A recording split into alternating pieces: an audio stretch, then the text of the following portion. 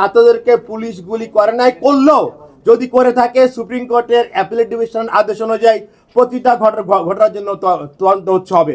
একটা প্রেয়ারে করা হয়েছে, একটা প্রেয়ার ছিল পুলিশের গুলি করাটাকে ইলিগাল ডিক্লেয়ার করা, কিন্তু এই রিপ্রেশনে কোথাও বলা হয় না পুলিশ কবে কোথায় কাকে গুলি করেছে। এটার ভেগ একটা প্রেয়ার চাওয়া হয়েছিল যে পুলিশের গুলি করা অবৈধ, এবং ওনারা এটা কোর্ট থেকে ডাইরেকশন চেয়েছিলেন পুলিশ যাতে গুলি না করে।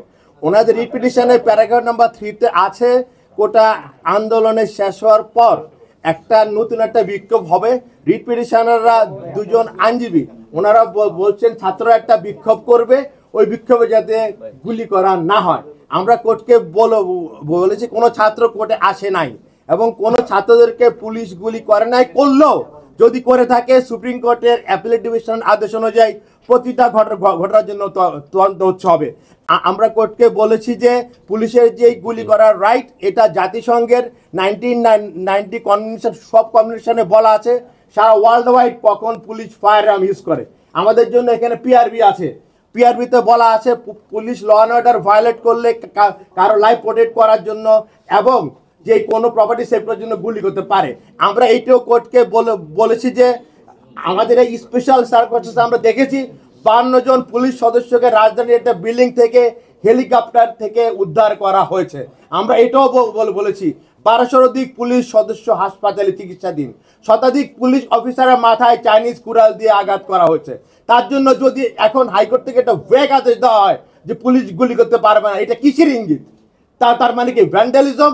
ছাত্রদের আন্দোলন, ছাত্ররা ওদের ন্যায্য দাবির প্রতি গভর্নমেন্টের সর্বপ্রথম ছাত্ররা রাস্তায় নামার আগেই সরকার অ্যাপিল ফাইল করেছে, সরকার অ্যাপ্লিকেশনে গিয়েছে, সরকার সম্পূর্ণ কোটা বাতিল করেছে।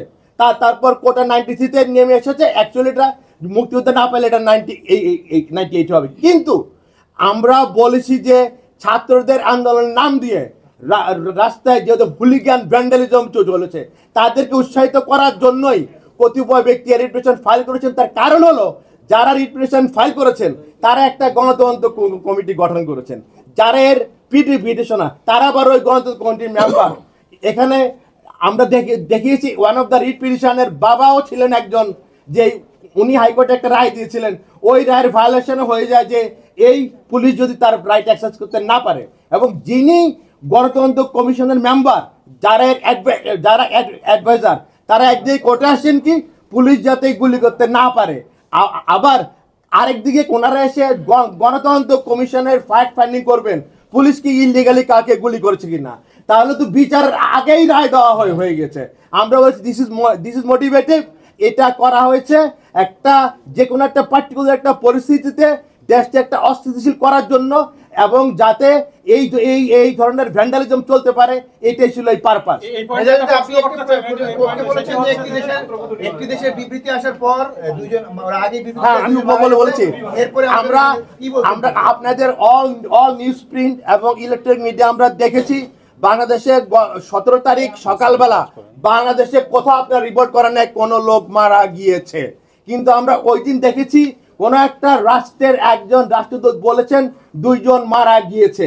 তারপর দিন থেকে আমরা দেখলাম মৃত্যুর হোলি খেলা শুরু হলো। ঠিক তেমনি ভাবে যখন সারা দেশ শান্ত কোটা আন্দোলনের পর এই যে গতকাল যে রিপিটিশন ফাইল করা হলো, ওনারা ফাইল করলেন কি ছাত্ররা বিক্ষোভ মিছিল করবে। কে ফাইল করলো? 2 জন লয়ার ফাইল করলো। ওই মিছিল হলে পুলিশ যাতে গুলি না করে, পুলিশ কি গুলি করেছে?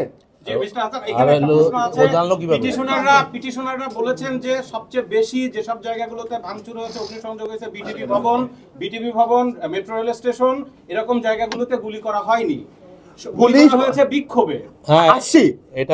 পুলিশ ওই জায়গায় এমন অবস্থায় ছিল ওদের পক্ষে ওই সময় যত সংখ্যক হুলিগান ছিল এবং যারা ভ্যান্ডালিজম করতেছিল পুলিশের পক্ষে ওই সময় ওইটা যদি অল্প সংখ্যক পুলিশ ছিল।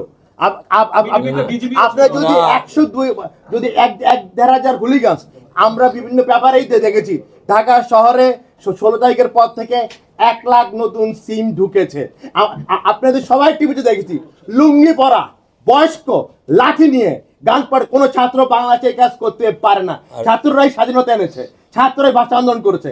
ছাত্ররা কোনদিন লুঙ্গি পরে যেই গান পাউডার নিয়ে ছাত্ররা এই ধরনের আমার পুলিশ কাকে গুলি, পুলিশ কোন ছাত্রকে গুলি করলে মাননীয় প্রধানমন্ত্রী বলেছেন সমস্ত হত্যাকাণ্ডের যথাযথ বিচার হবে। আমরা আজকে শুনলাম, আপনি জানেন যে একজন সিনিয়র আইনজীবী সারা হোসেন